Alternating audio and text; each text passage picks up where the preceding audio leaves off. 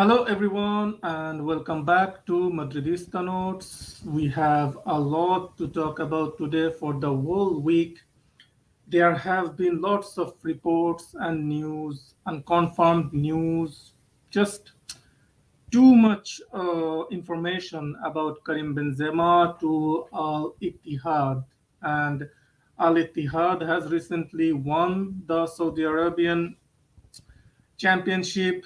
They have won the league, and even their fans were singing the name of Karim Benzema during their celebrations. And there is a lot of smoke. The reports came out earlier this week that Al Ittihad, Karim Benzema has an offer on the table from Al Ittihad, 100 million per year.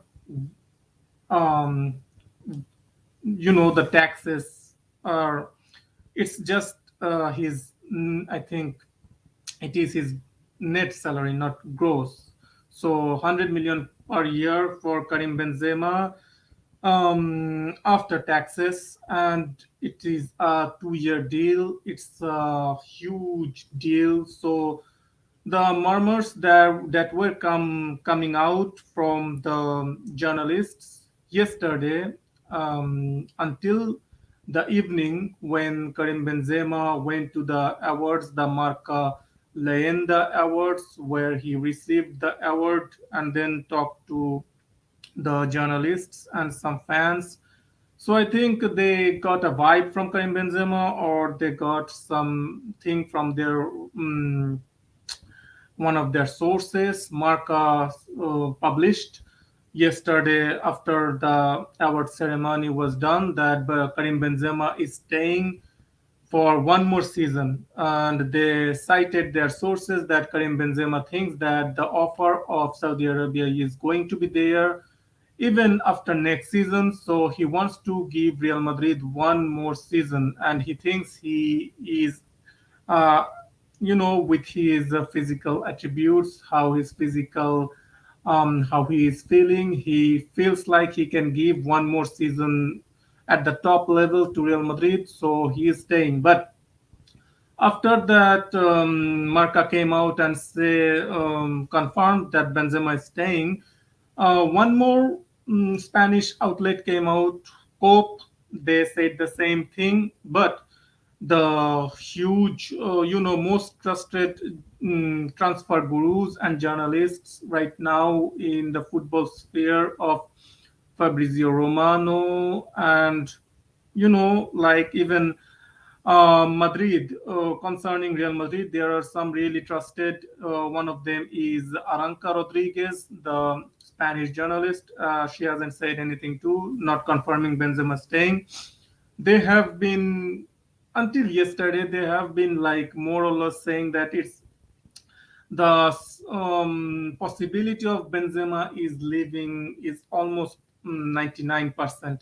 So there was not much of a hope of Benzema staying, Karim Benzema staying, until Marca came out suddenly and uh, totally confirmed Benzema is staying. But still, until I'm recording now, there haven't been any other journalists or media outlets outside of Marca and Cope, who has come out and confirmed these reports of Marca that Benzema is staying. And the replacement that we have been seeing in the media since yesterday after that Benzema news are the news reports that are coming out today is Harry Kane from Tottenham and Kai Havertz from Chelsea. So there is no way if Karim Benzema is staying, Real Madrid approaches Harry Kane. The notorious Tottenham chairman Daniel Levy, he is not going to give €1 discount to Real Madrid. That guy, Real Madrid, if Real Madrid wants to sign someone like a Harry Kane, we will have to um, drop 100 million for Daniel Levy to even think about it. Otherwise, Daniel Levy won't even take the Real Madrid offer seriously. So, unless Karim Benzema is leaving, Real Madrid will not approach Harry Kane.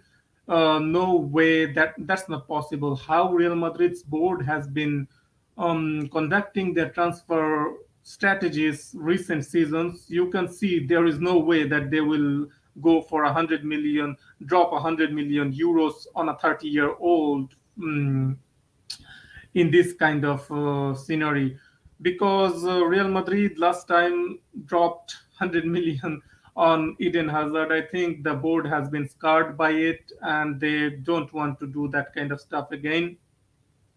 So if Benzema stays, the Harry Kane option we can already discard. But if Benzema leaves to Al Ittihad, then this option can become something to be taken seriously, because then Real Madrid board will, I think, they will go for a serious option. Kai Havertz can be someone, like a versatile player, someone.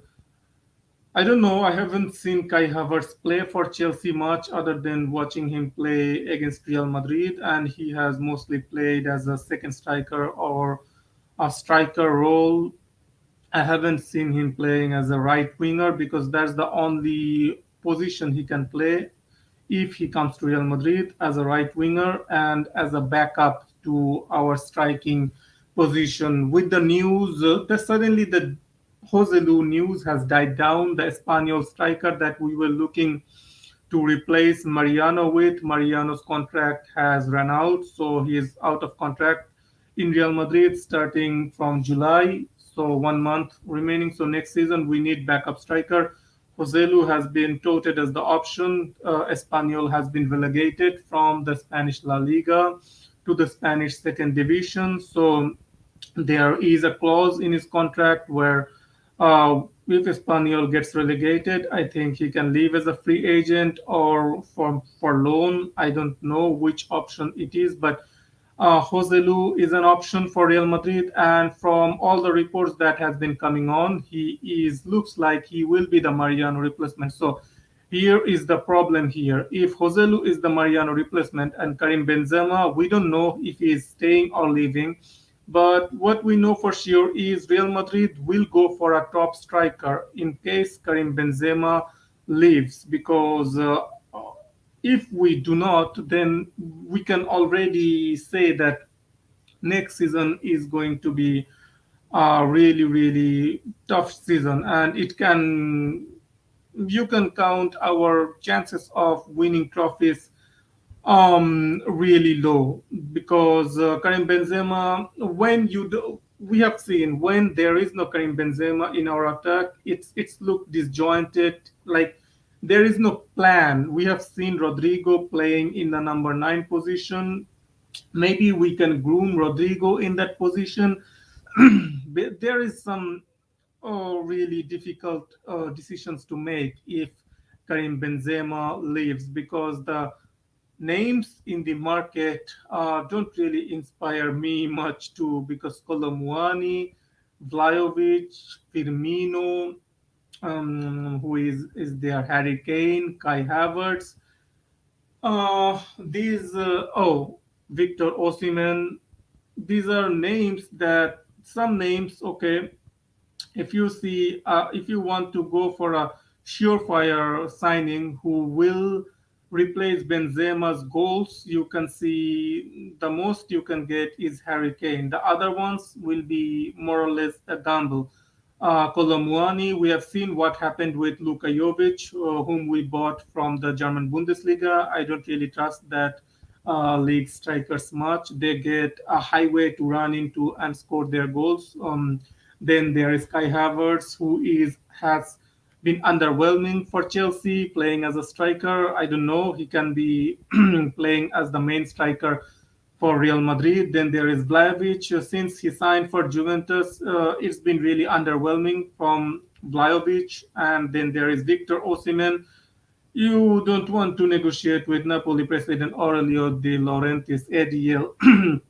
Victor Osimhen, he is going to cost a minimum 120 to 150 million euros for the Napoli president to get serious about our intention. Otherwise, he will just rebuff any of our approaches. And I'm sure mm, and he hasn't even been linked with Real Madrid. So it looks like Real Madrid are not looking into the case of Victor Osimhen. Anyway, there are no other options that Real Madrid has talked about recently. The journalists have talked about recently. Only the option of Harry Kane and Kai Havertz. Harry Kane option comes only if Karim Benzema leaves. We still don't know. There has been no confirmation coming from the club or from Karim Benzema of if Karim Benzema is leaving or is he staying. We will get an idea, I think, in the match day 38, that is on Sunday against Athletic Bilbao. We will see from the body language of Karim Benzema if he is saying goodbye to the fans. Then we can definitely say we don't need even any confirmation from any mouthpieces that Benzema is leaving. One thing Real Madrid always does is if the player asks the club to negotiate a transfer or let them go, Real Madrid always makes it easy for them to leave. Real Madrid never really keeps any player against their wishes. So if Karim Benzema has conveyed his feelings to Florentino Perez and to Carlo Ancelotti, because yesterday Karim Benzema had a couple of meetings with Florentino Perez and Carlo Ancelotti, and we haven't really heard anything what happened in those meetings, what Karim Benzema talked about to Carlo Ancelotti and Florentino Perez. We heard a couple of rumors that Benzema has said that he wants to leave, but Florentino Perez is trying to convince him to stay. That's it. That's what we have heard. But there has been no confirmation coming out of the club, and there is no confirmation of the contract extension that is on the table for Karim Benzema until 2024. So it's a situation where we will have to wait for the confirmation for us to know what happens with Karim Benzema, and only then I think the we can make some sense of the striking situation of Real Madrid. If Karim Benzema leaves, we need to go for someone like a Harry Kane. That's for sure. If Karim Benzema stays, then Real Madrid can make one more season with uh, hi Ayush, happy to see you. Yeah, Havertz is not a type of player that RM needs. We need Moussa Diaby backed up by Brahim Diaz at right wing. The problem with Real Madrid's recent transfer dealings is that for some reason we don't want to buy any right winger and a solid right back option to compete with Danny Carvajal. That's the problem I have with the club's board. For some reason, they think that Danny Carvajal and Lucas Vasquez are enough for the right back position, where any fan with a clear working set of eyes can see that they are not good enough to play week in week out for Real Madrid. And our right wing has been right side has been a black hole for the last couple of seasons. Anyone can see Asensio is not a solid right winger. Rodrigo's best position is not on the right side, but our board somehow tries to force a square peg into a round hole and make it work. Carlo Ancelotti has shown his displeasure with that, and from what we have seen in the media, that he is um, really, I don't know, it looks like he wants some attacking reinforcements, but as always, our board wants Carlo Ancelotti to work with within some constraints.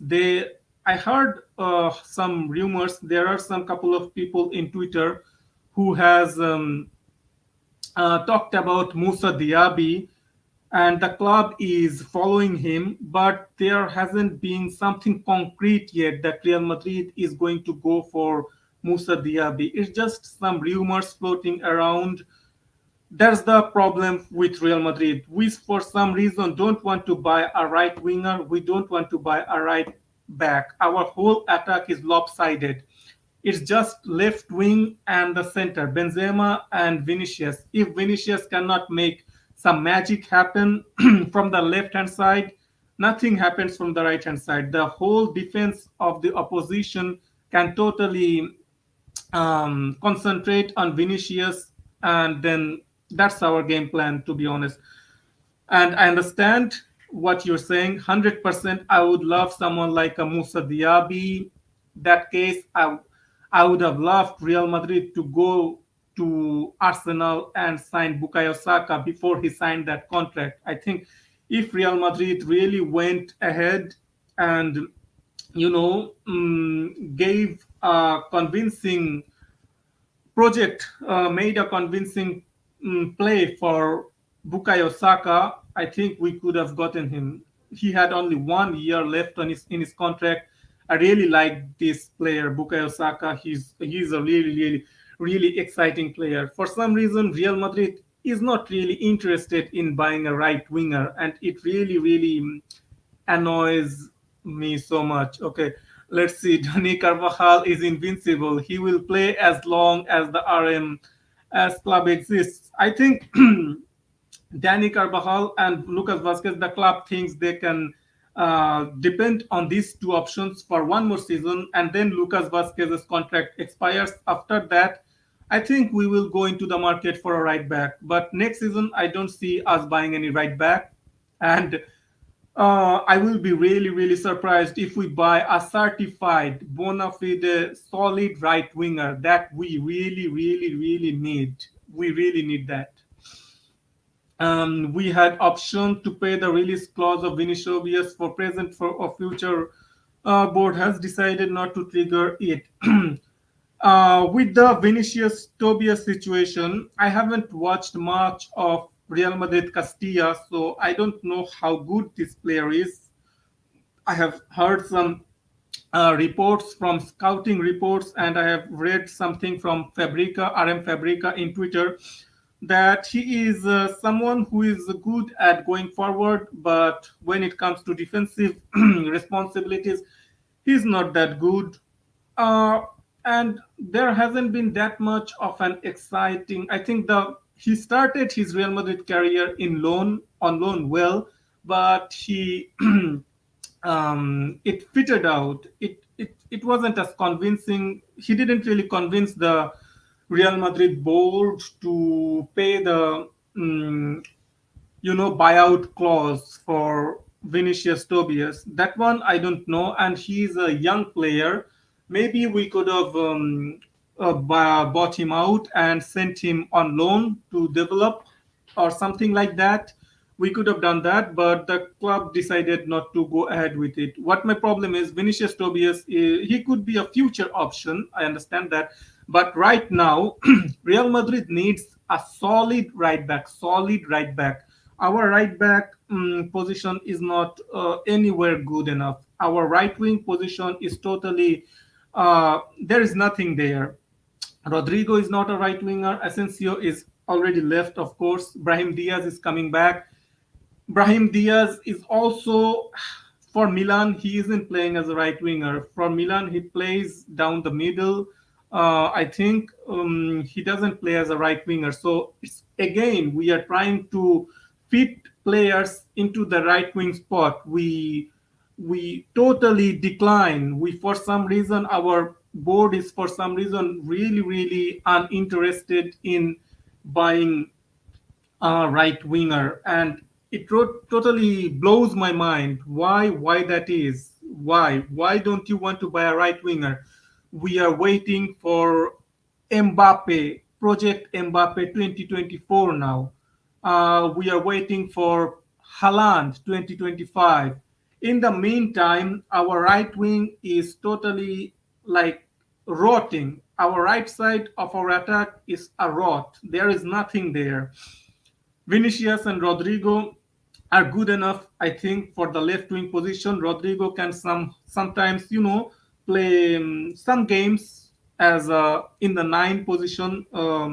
number nine, but he cannot be a first choice striker for Real Madrid. So then bring Jeremy Frimpong. Okay, that's another player. He is, I think, he plays for Bayer Leverkusen, right? The same team. Musa Diaby plays for Jeremy Frimpong. I think there has been no reports about us scouting Jeremy Frimpong. The last I heard about Real Madrid scouting from right backs were from Leo Malo Gusto. Chelsea already signed that player. Then I heard Real Madrid had some interest in Pedro Porro. Tottenham already signed that player. So now I do not know any, even a little bit of noise about Real Madrid scouting any future propositions for right back. So it looks like we are not in the market for a right back. We already bought Fran Garcia for our left back position. We are trying to offload Mendy. If we offload Mendy, then definitely we have to bring in another left back. Real Madrid board is not convinced with Farlan Mendy's physical situation. He gets injured. To be honest, he gets injured for a long period of time. And even before Real Madrid signed him, he had some health concerns, some injury concerns. And it looks like he is not someone we can really depend on for a whole season. Maybe with Fran Garcia, if we rotate them, then his injury situation gets better. If we cannot offload him, because I don't think Real Madrid will sell him for minimum 25 to 30 million. He's a really good player in defensive side of the game. If he stays, I would be happy because then we don't need to go and buy another left back because our board, we know how it is. They will just think that David Alaba can play as a left back if needed and they will just run with it. If they can sell Farlan Mendy, maybe they will not even buy another left back because from the reports they want to buy Alfonso Davis. If Alfonso Davis does not extend his contract, uh, again another project 2024 Alfonso Davis from Bayern Munich. That's a long-term contract, long-term admiration of our board. Like Kai Havertz, if the COVID didn't happen, Kai Havertz would have been a Real Madrid player because we had everything decided with Bayer Leverkusen. We had the terms agreed, salary agreed with Kai Havertz, just only because the um, COVID thing happened, the whole transfer was scraped up. So he is a long term. He has long term admirers in Real Madrid board. It looks like from the reports, even Florentino Perez likes him. So I think that the Kai Havertz situation has its legs. With Chelsea making a fire sale, they are selling most of the players they bought under Lampard and Tuchel. They are selling Kovacic. They are selling who is it? Mount. They are selling lot of their first teamers. They already sold Jorginho. They are trying to sell Aubameyang. They are trying to sell Pulisic, Hakim Ziyech. Ruben Loftus-Cheek. It's like a fire sale going on in Chelsea team right now. So if we go and make an offer for Kai Havertz, I think that transfer will happen because there were rumors and smoke even last season, just before the transfer window was closing, when it was confirmed that Real Madrid, doesn't, yeah, the situation with Mbappe and everything, the last week of the transfer window, there was some smoke. There was some smoke about Kai Havertz that Real Madrid were trying to bring him on loan or something like that. But Chelsea totally closed that door on Real Madrid. So it looks like Real Madrid are a long-term admirer of Kai Havertz, and for some reason, I think this option can happen. I don't really know how Kai Havertz will fit in Real Madrid because from what we see from the Chelsea fans' perspective, he is someone who doesn't, whose position is not as a number nine, who cannot play as a wide player, who is not even a number 10. He's like a floating kind of player. Like he doesn't have a position. So I don't know how Carlo Ancelotti is going to fit him in Real Madrid team, but we'll have to keep an eye on because this Kai Havertz rumor has its leg. It looks like Real Madrid are really interested in him. We have to keep Mendy because Alfonso Davies as LB will be available at 2024. I think we should forfeit season 2023-2024. Uh, I 100% agree with you that this 2023-2024 season is going to be another horrible season for Real Madrid if Karim Benzema leaves, because the kind of Real Madrid board has become really cheap with the money nowadays. They only go for players they are 100% sure that will come good. Like last season, they were really confident with Chouameni after Mbappe saga ended, and this season they are confident with Bellingham. So they are ready to gamble with these surefire talents, but they don't want to. I think the Kane situation is a really delicate situation. The Eden Hazard situation has made this situation even worse because the last time we went and bought a 30-year-old from the Premier League in high wages with a high transfer fee, it totally backfired on us. He has been a total burden for the last 4 seasons, and he's going to be a burden for us for the next season too. He's not leaving. There is no indication. It looks like he just like Gareth Bale for the last 2 3 seasons of Gareth Bale, like he was a burden for Real Madrid. Eden Hazard has been a burden for Real Madrid for the whole time. This Burger King, he's not leaving.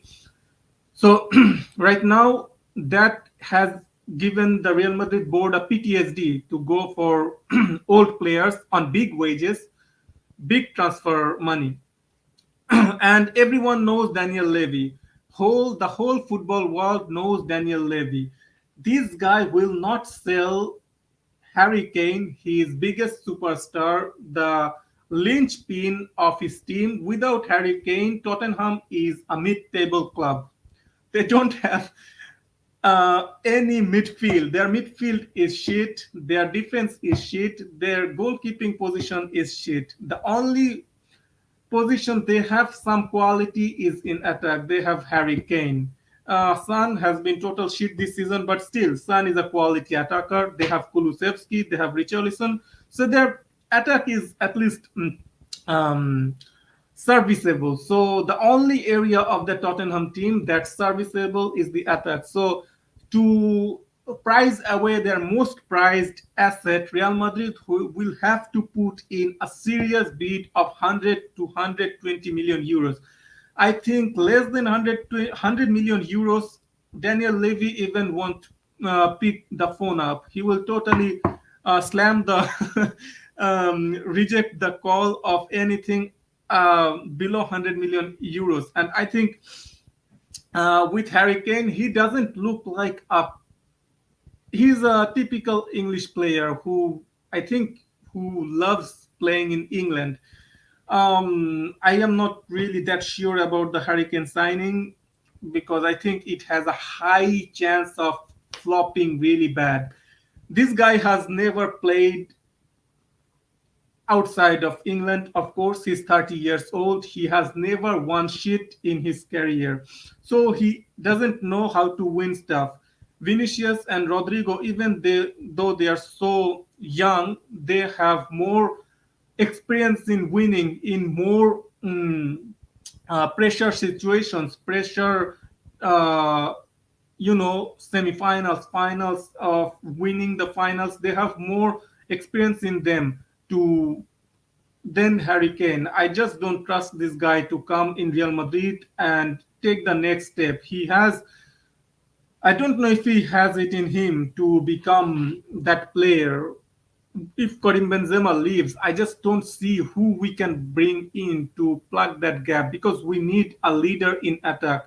Without Karim Benzema, our attack looks a lot disjointed. We do not have that linchpin, that um, leader. We need a leader in attack, someone that can lead, and I just don't see any option right now. We will have to take a maybe a gamble on a younger striker, but still, it's more really difficult. Yeah, the situation is really shit right now for Real Madrid. No hate or disrespect to KDB. He looks exhausted after that wonder season. We need KB9. Yeah, we need a backup striker. That's the problem, brother. KB9, of course, needs a backup striker, and I know you have seen the reports of Joselu, Joselu from Espanyol. He will be the backup striker.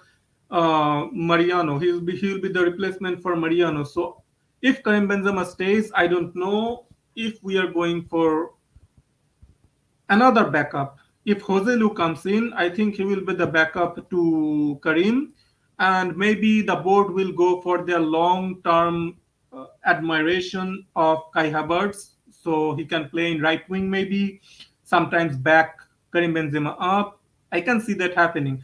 But if Karim Benzema leave, God have mercy. I don't know what this board is going to do. We can totally write off next season if Karim Benzema leaves, because I do not see how we can replace Karim Benzema. I do not see Harry Kane replacing Karim Benzema. At least Bell provided his best to this club. Is one of the biggest. I wouldn't say, brother, he is a legend. I would say he has been a top player for Real Madrid for some seasons, but he hasn't done enough for me to call him a legend. To be honest, I think in the current Real Madrid team, the Champions League winning teams, the legend I can name are Cristiano Ronaldo, Karim Benzema, Luka Modric, Toni Kroos, Sergio Ramos, um, Marcelo, Carvajal, yeah, Casemiro. Bell hasn't done or provided enough consistently on a consistent boss in a consistent basis for me to call him a legend. He's a top player, and to be honest, he didn't have that connection with the fans. You know, the legendary status, it's not just about playing. You need to have that connection with the fans and everything with the club. The kind of shenanigans he did during the last years of his career at Real Madrid, the golf, Wales Golf Madrid, and then, you know, forcing his transfer to China, trying to go for free, and then, you know, staying put and just taking up the wages, you know. Yeah, he doesn't have a relation with the fans. He doesn't have had he didn't have the connection with the fans, and he didn't play in a consistent manner week season in season out. He was injured a lot. He had some great moments in his Real Madrid career. I would say he's a top player for Real Madrid, but I wouldn't consider him a legend of Real Madrid. Real Madrid have a higher bar, I think, for you to be considered a legend. In other clubs, that's a different scenario. For Real Madrid to be considered a legend, you have to do more, to be honest. 2018 final Bell's performance. I understand what you're saying. That's what I'm saying. That his performance were great. He is going to be remembered as a top player for Real Madrid, but not a legend. You cannot say that.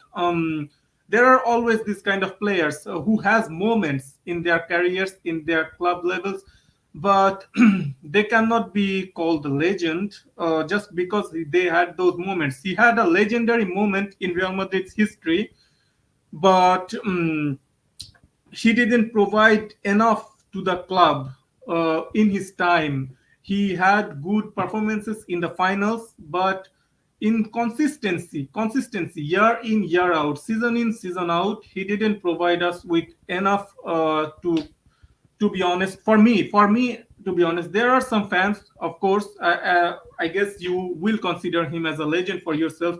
But there are a lot of fans like me who doesn't consider him a legend. I consider him a top player for us. That's it, to be honest. Agree, agree to disagree with on this point with you, Ayush. Let's get back to our situation. Bellingham situation. Let's talk a little bit about the Jude Bellingham situation. Jude Bellingham, it looks like his signing is almost done. There are rumors and some reports that it will be made official after our La Liga season ends in the next couple of weeks. And it looks like the even Fabrizio Romano has tweeted that 100 million is the fixed fee, fixed price, and then there are the add-ons that Real Madrid are still negotiating with Borussia Dortmund. So it will be around 120, 130 million mark, everything included, but the base price will be 100 million. There were some injury concerns with his injury that he needed to have knee surgery or something, but reports came out today and yesterday that he won't need the surgery in his knee. It will heal naturally if you leave it alone and you don't force him to play. So I think that with Jude Bellingham, Valverde, Camavinga, Chouameni, Cruz, Modric, and even Ceballos, the rumors are that he might extend. We will have seven midfielders. I can see that Ancelotti. I think if we do not buy a right winger, bona fide right winger, and we do not really replace Benzema with a top level striker, I think Ancelotti needs to change the formation and play four midfielders because we have too many midfielders to not play four midfielders in this case. Rafa Marin getting promoted if Nacho leaves. Rafa Marin, he is one of the top talents in our academy, to be honest, and I would love it if we start promoting our Castilla players into our main squad. Arribas, I think Arribas isn't going to get promoted. I think he's going to get sold with a buyback. But I think Nico Paz and Rafa Marin has a really good chance of getting promoted. Nacho, if Nacho leaves, I think Rafa Marin is definitely getting promoted. And from all the news reports is coming out, all the smoke that is coming out, it looks like Nacho is definitely leaving. I all the best to him. He has given his all for the shirt, and he deserves to go to a team where he will be starter, where he will play as a first team, first 11 player. So all the best to him. If he stays, he will be a fourth choice center back for Real Madrid. I think he doesn't want that. He wants to be a regular name in the team sheet. So all the best to him. Rafa Marin will be our, I think, fifth choice because Vallejo isn't leaving and he wants to continue. And I think I don't really see the need to force out Vallejo. He doesn't complain. He is there to play as a fourth choice center back in emergencies, and you need that kind of squad players to have. And with Rafa Marin, we are promoting Rafa Marin. They can be played in the Copa del Rey, earlier Copa del Rey matches. They can be played in, yeah, that's it, to be honest. Yeah, I think Rafa Marin can be um, will be promoted. 115, 120 is perfect price. I think Borussia Dortmund wants more. That's why the negotiation hasn't ended yet. I think Real Madrid wants around 120 million to be concluded with all add-ons. 100 million is the base fee and add-ons of 15 to 20 million. But I think Borussia Dortmund is pushing for more. Borussia Dortmund is, of course, a selling club, so they always sell their assets for the highest price possible. So I think that's where Real Madrid is still negotiating. Of course, for Real Madrid, the less, the better. But it doesn't matter really. The add-ons 15, 20, 25 million, because if Real Madrid wins the league, Champions League, if the add-ons are based on winning silverware, then I don't care if it's 5 or 10 million more, because it means we had successful seasons. So if we had successful seasons, yeah, pay 5-10 million more. But if it's just performance based or like appearance based, I think we shouldn't go too much. Like, um, yeah, so add-ons is the one that I think Bellingham deal is the reason that why Bellingham deal hasn't been concluded yet. Cruz praised Nico Paz, yeah, Cruz did. So getting back into the discussion about the strikers, as I was talking about Harry Kane, I don't know how well he's going to set in the outside of England. He doesn't look like someone who will be able to settle down well outside of England. For some reason, I have a feeling that we should stay. I don't know. I don't have a positive feeling from the Hurricane deal, and with how we will need to deal with someone like Daniel Levy, it even makes it worse. But the problem here is if Karim Benzema leaves, as I have already said, we don't have much of an option. So I hope Karim Benzema is staying because otherwise, uh, I think the board has a really tough job on their hands to not only replace but next season because without Karim Benzema and without a top striker like Karim Benzema, we already don't have any right winger. Asensio is leaving. If Benzema leaves, with Mariano leaving, we have three attackers remaining. One of them is Hazard, who is a mascot. He doesn't. He will just eat burgers in the streets of Madrid and have his fun with his family. That's totally fair. Real Madrid were the one who gave him that 5 year contract. If he doesn't want to leave, it's totally up to him. I don't really blame him for that. It's totally in his. If he wants to stay, he stays. But having that mascot taking one of the forward positions, then we will be left with, in case Karim Benzema leaves, we will be left with Vinicius and Rodrigo. And from the rumors coming on that Brahim Diaz is going to come back, so we have three options for attack. So we will need two more options. If we are to believe Kai Havertz is coming, so it's a fourth option. With the rumors of Joselu coming, that's five options. I think that will be our board's target, I think, and they will just call it a night if they can bring in Joselu, Kai Havertz, and bring back Brahim Diaz with Vinicius Junior and Rodrigo. They have their five options, and they will say Havertz can do something, maybe do something. Havertz will be the sixth option as a mascot, whatever, and that's it. As I was saying that with Bellingham coming, we will have Bellingham, Modric, Cruz, Chouameni, Camavinga, Valverde, and if Ceballos stays, we will have seven midfielders. We have too many talented midfielders not to play four midfielders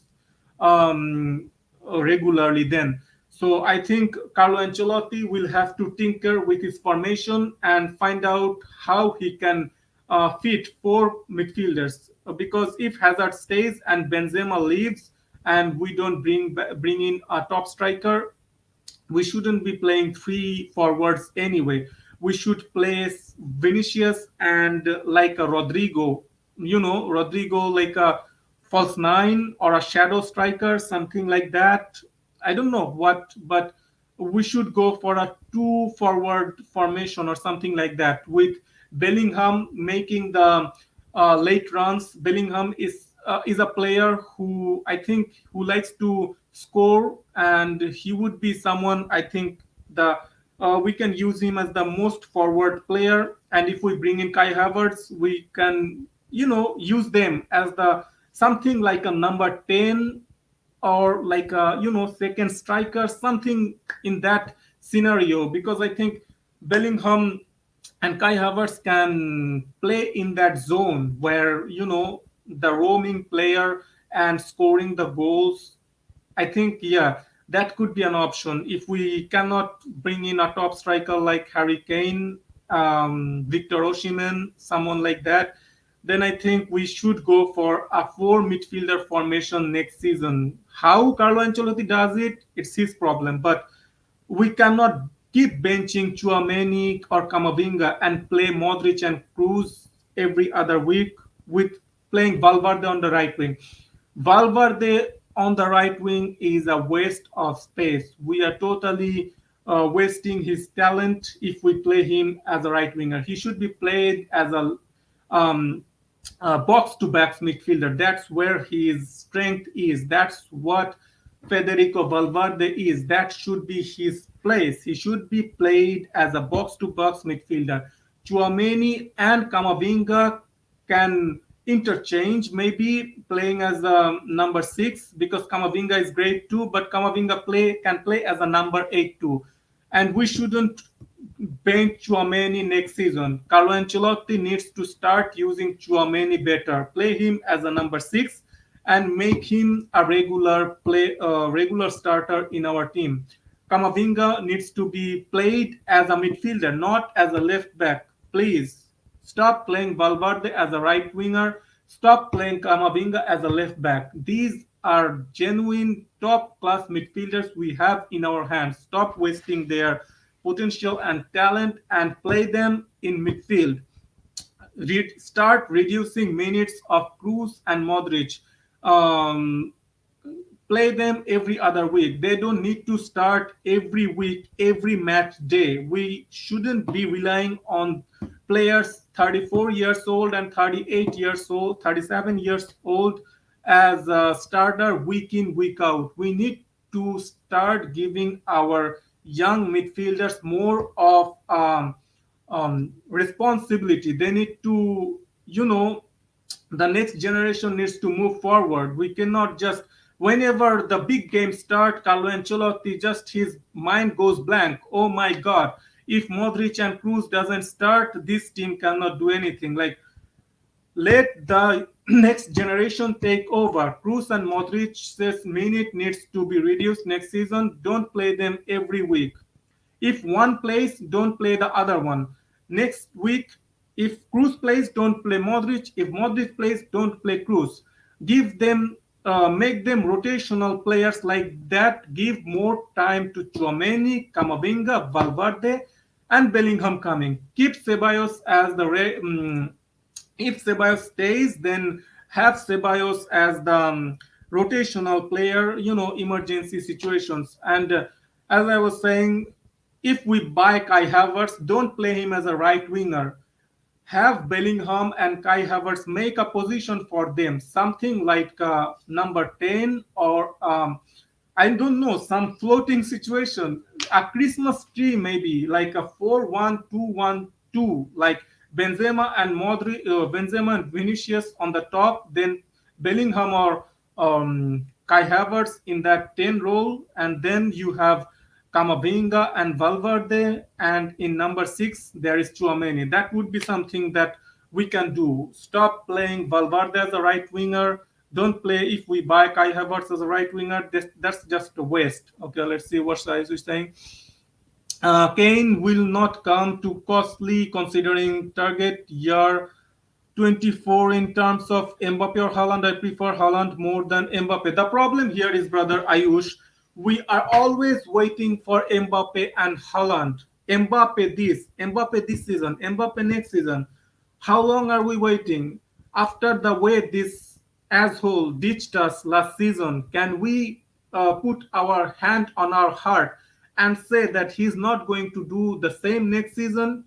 If Qatar gives him 100 million next season, just before he signs for Real Madrid, as always, Qatar says, here is 100 million on the table. Here is another 2-year contract.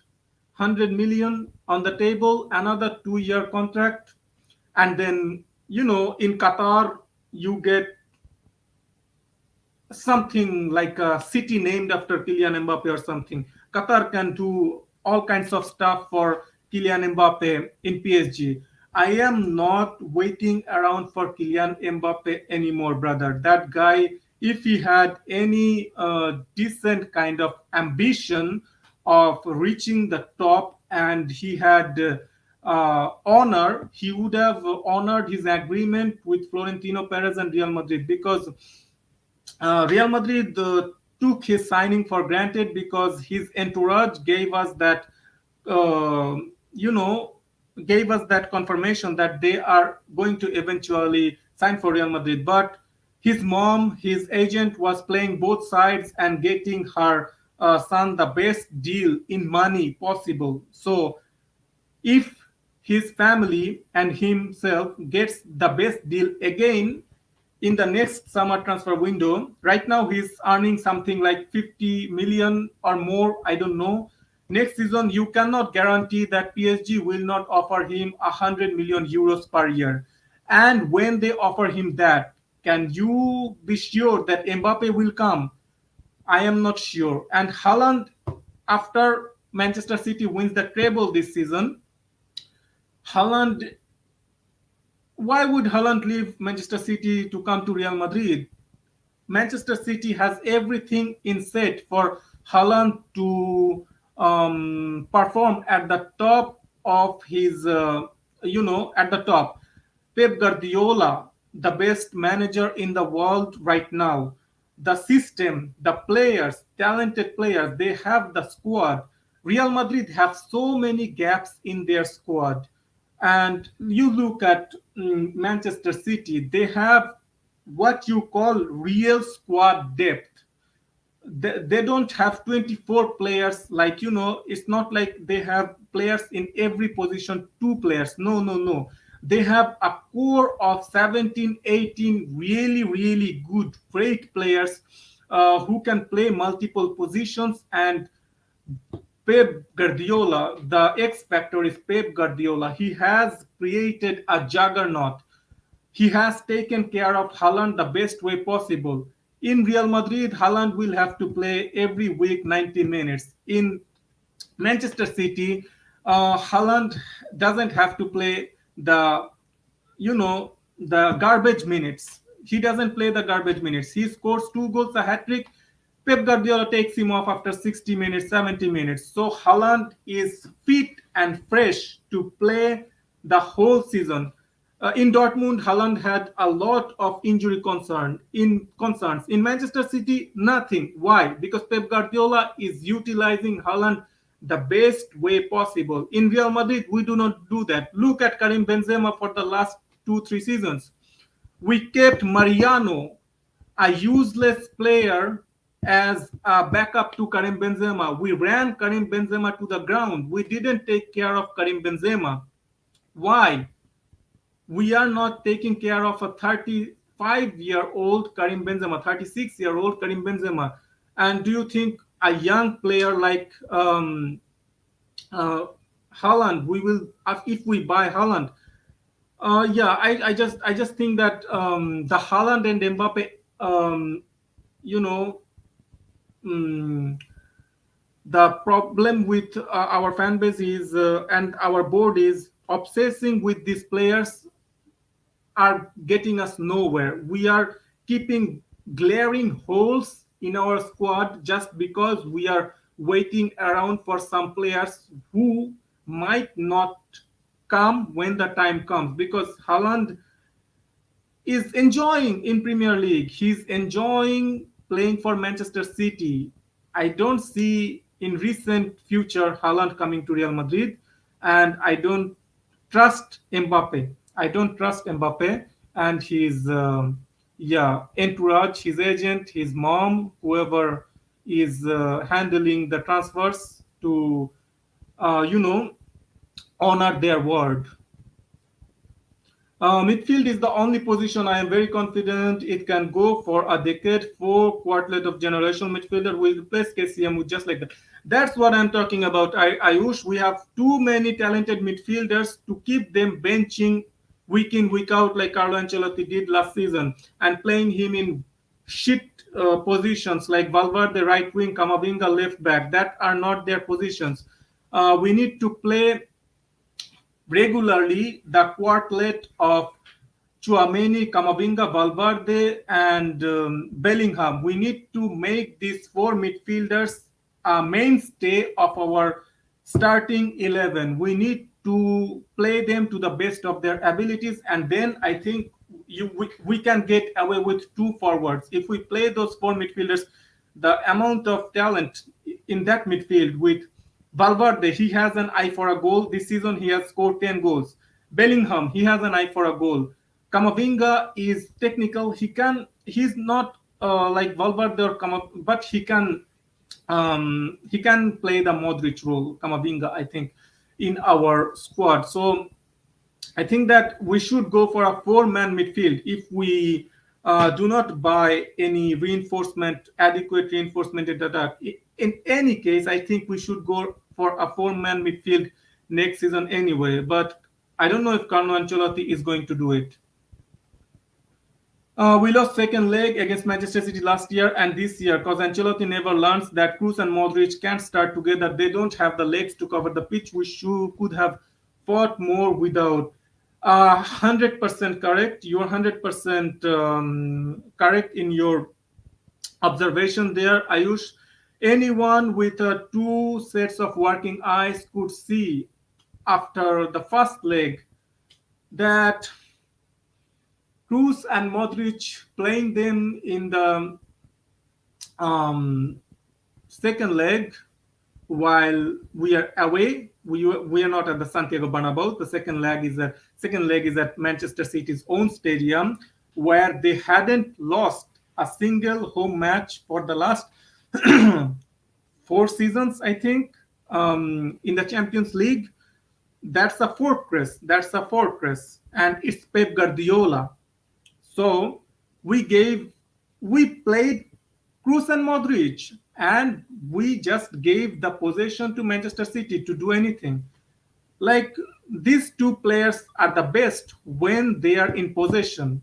So if you were starting these two players, why the hell would you make a tactics where your team doesn't have the ball? We just gave the ball to Manchester City to do anything they want. It was contradictory tactics from Carlo Ancelotti, selecting Cruz and Modric, then playing that shit tactics, shit football. It was just disgusting. How he didn't get sacked, I don't know. In his old age, I think Florentino Perez has gone really soft because if it was 10 years ago, Carlo Ancelotti wouldn't survive doing as shit as Real Madrid has done in La Liga and in the Champions League. Even if I don't blame Carlo Ancelotti for the whole campaign, just because we didn't give him enough in attack. With Hazard and Mariano, two useless players in attack, he didn't have enough to rotate and stuff. So I can understand the league position because yeah. To be honest, even then the attack scored enough goals. It was our defense who leaked too many goals. But still, yeah, I still am really surprised how Carlo Ancelotti has survived this season. I thought really the with the Brazil offer behind, if I was Carlo Ancelotti, I would just take the Brazil job. Why are you staying, man? I don't understand Carlo Ancelotti's situation here. He has a lucrative job waiting for him. Brazil national team. He has coached club football enough. He's an he is not a young coach anymore. To like just take the Brazil job, coach Brazil to a World Cup win, and then retire in the highest uh, way possible. Like Real Madrid, you won us a Champions League, a league, a Copa del Rey. We had a really bad season, but still, if you leave now, you can leave on a moderate high, not a total lowest of the low. At least we won something, so you can leave from the front door, not the back door, like the last time when you got sacked. If Carlo Ancelotti stays next season, we are having, if he doesn't change his formation and he keeps playing the same way and keeps playing Cruz and Modric, we are having a total trophyless season, and Carlo Ancelotti is getting sacked midway around the season or later stages in the Champions League.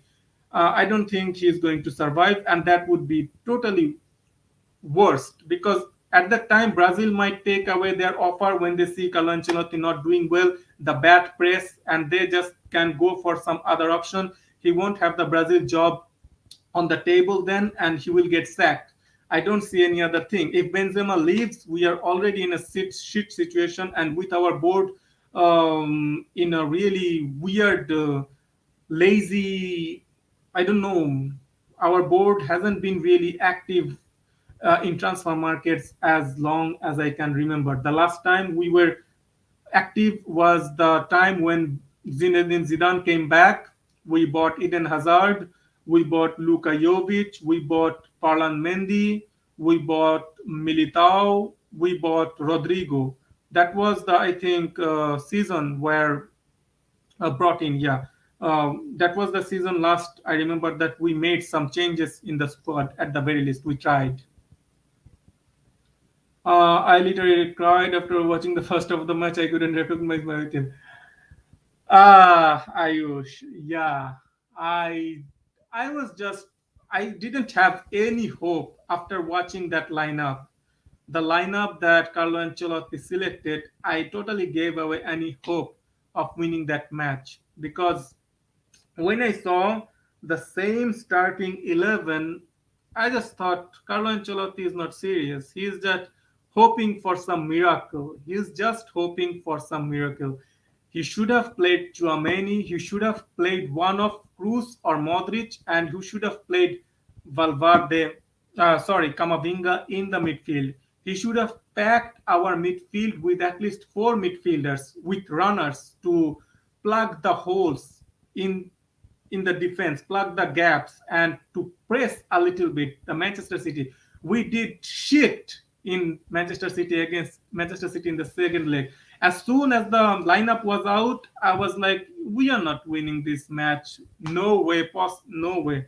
It's like, the Benzema hasn't been in form since, I don't know, for some weeks, hadn't been in form.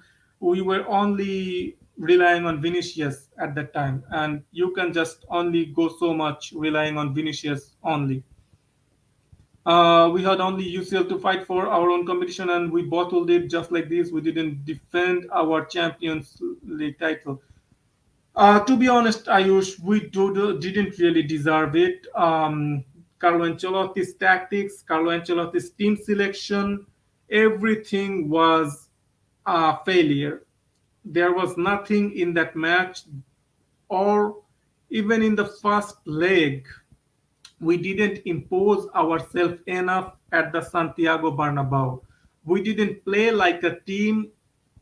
We didn't play like Real Madrid. We played like some mid-table English team against Manchester City. We were scared of Manchester City. We gave them the ball, and then we just hoped that we could somehow counter. But Carlo Ancelotti didn't study Manchester City well enough this season.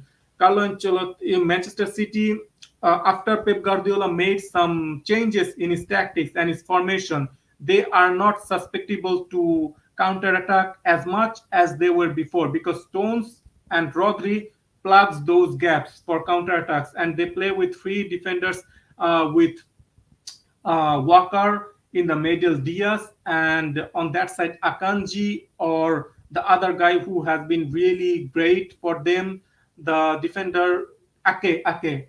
So they had a solid defense, they have a solid midfield, and they have a solid attack. Manchester City, to be honest, they deserve it. If they win the Champions League, they 100% deserve it. We didn't really deserve the champions winning the Champions League this season. I cannot lie.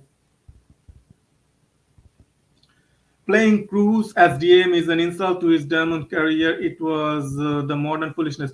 Remember the last time Carlo Ancelotti did it, the season when he got sacked, he did the same. He played Cruz as DM.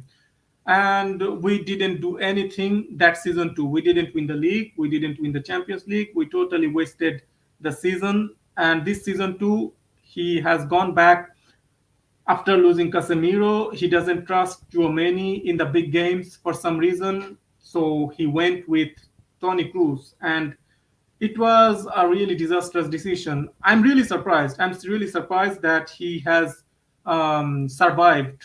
I thought that he was definitely going to get sacked. And with so many managers on the market right now, we have Zinedine Zidane, who is my number one number one, option. Of course, if Carlo Ancelotti gets sacked and Zidane gets appointed, I think we win the league. I think Zinedine Zidane convinces Karim Benzema to not go. If we sack Ancelotti after the Champions League uh, thingy, or even we made it announced that after the season ends, Carlo Ancelotti won't continue with us, and we appointed Zinedine Zidane. I think Karim Benzema stays, and with the squad, with Zinedine Zidane's management, I think we win the La Liga next season. Zinedine Zidane has that something. At least he takes care of our defense. He makes us defensively solid. Under Zinedine Zidane, remember when we lost Cristiano Ronaldo and our board didn't replace him, and then we sacked two managers. We sacked Lopetegui, we sacked Solari, then we bring back Zinedine Zidane. Zidane understood that we are lacking goals in this team, and so he made our defense a solid unit. And on the back of that defense, we won the league. We won the league on the back of that defense. But Carlo Ancelotti, I think the kind of defensive solidity that Zinedine Zidane left with the team worked well last season. Carlo Ancelotti didn't have to do much because the players had enough understanding between each other to, be defensively solid enough. This season, Carlo Ancelotti's team, Carlo Ancelotti's tactics, his the defensively solidity has totally gone out of the window, and it totally, I think, is on Carlo Ancelotti. He didn't coach, he didn't manage our defense well enough to, not leak so many goals because nothing really changed. Alaba is here, Militao is here. We brought in a good enough backup in Rudiger to rotate with them. Rudiger is a good enough backup. Even then, last year we had only Nacho as the good enough backup last season, and right now we had Rudiger. Still, our defense was shit, so shit. So yeah, I just don't understand why we are sticking out with Carlo Ancelotti. If it was up to me, I would never have stuck out with Carlo Ancelotti. I would have gone with Zinedine Zidane. And from the reports that we knew from before, Florentino Perez and the board loves Pochettino. They love Nagelsmann, that kind of coaches, the progressive coaches, young progressive coaches, they like to call these coaches. I was really surprised when I didn't see Carlo Ancelotti getting sacked and bringing one of those progressive coaches because I didn't think Perez and the board will go for Zinedine Zidane because that's only my preference. Zinedine Zidane, he is my number one option. But I think if they decided to sack Carlo Ancelotti, they would have gone for someone like a Pochettino or a Nagelsmann. Of course, the Pochettino option is right now totally not available. He has been announced as Chelsea manager, but still, last time I remember when Zinedine Zidane left, we approached Nagelsmann and he said no. So with him totally free right now, I'm really surprised to see Real Madrid not approaching Nagelsmann and sacking Carlo Ancelotti. Casemiro is the reason for our defensive fatality. He is our savior. To be honest, I don't believe that. You see what's happening in Manchester United. Even when Casemiro is playing, they lost 7-0 to Liverpool. They lost 6-3 to Manchester City. They lost 4-0 to Burnley. They lost by huge margins to some teams. even when Casemiro is playing. It was a defensive solidity with Mendy, Casemiro in midfield, with Militao, Alaba, Carvajal. You need the whole unit. With Mendy not playing, the left side is totally vulnerable. With Carvajal, the right side is already vulnerable. You cannot have two sides of your defense vulnerable. That's totally a disaster waiting to happen. With Mendy not fit, our left hand side is vulnerable. With Carvajal always playing or Vasquez, the right side is always gonna be vulnerable. So the team can, the team as a whole can plug one of the gaps. If your right side is weak, okay, you can plug that gap. But if your right side is weak and your left side is weak, how can you close that gap? And with Carlo Ancelotti not establishing Chouameni as our number six, Chouameni is a really, really talented player. We need to start playing him regularly. He can he is good enough to replace Casemiro. I'm not worried about our defensive midfielder position, to be honest. If we sold Casemiro and we didn't bring Chouameni, even Kamavinga can play good enough as a number six, as a backup to Chouameni, I think. If we didn't buy Chouameni and we sold Casemiro, I would agree with you. But with Chouameni, having Chouameni as the bench, as the option to plug that gap, and Carlo Ancelotti not taking that option, that's what I think made that uh, hole even bigger. We don't didn't have a established number six defensive midfielder. We didn't have Mendy available on the left back position when we had Carvajal or Lucas Vasquez playing at the right back. So it was a total collapse of our defensive solidity, the unit. So that's what it is. Okay, this has been a really, really big um, stream today. I streamed after a long time because I had to talk about some stuff, Karim Benzema, and of course our transfer activity. But I plan to do streams regularly now. So hopefully there are some more clarity in the Benzema situation tomorrow. And yeah, tomorrow there is going to be a really interesting match, Manchester City versus Manchester United. Ayush, who do you think is going to win? Because if you look at the paper, in on paper it's Manchester City 100% winning, but with Casemiro, I don't know, Manchester United can do something, but Manchester City are the heavy favorites. I would say Manchester City to win 3-1. What's your prediction, Ayush? Give me your prediction from Manchester City versus Manchester United tomorrow. My prediction is Manchester City to win it 3-1 because they have too much quality in that team with Haaland, Grealish, Foden, Bernardo Silva, Rodri, Gundogan. They have too much quality, and yeah, I think Manchester City is going to win. It's going to be a really, really good match to watch. So, looking forward to it. Thank you for watching. Have a good day, good night, wherever you are. Have a good day, Ayush. Have a good time. 6-3 to City. That could happen. That could definitely happen with the kind of a robot Manchester City has on the front, and with Haaland having really, vengeance, vendetta against Manchester United. But because remember, Roy Keane kicked his father in the balls or something, so I think the Haaland family hates Manchester United. So Haaland will want to thrash Manchester City, and I think, yeah, 3-1, 6-3, whichever. Manchester City, I think they are heavy favorites. So see you next time. Hala Madrid. Yeah, see you.